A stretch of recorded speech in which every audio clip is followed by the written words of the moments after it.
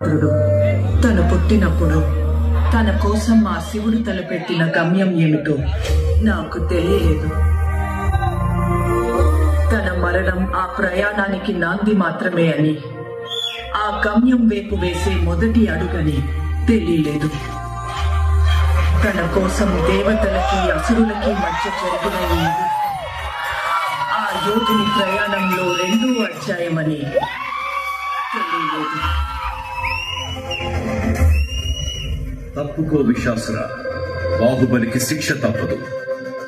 సోదరా ఇంద్ర, నీకు బాహుబలి కావాలంటే నన్ను గెలిచి తీసుకో.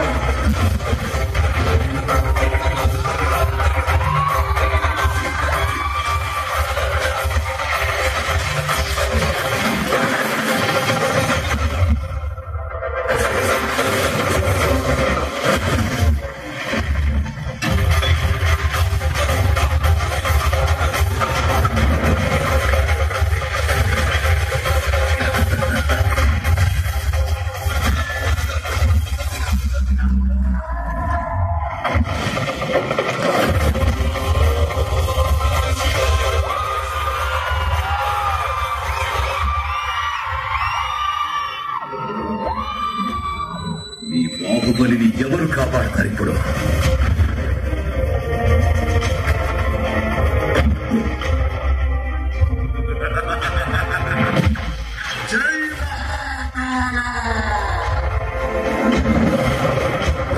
అదే ప్రశ్న ఇంద్ర, ఇప్పుడు నిన్నెవరు కాపాడతారా?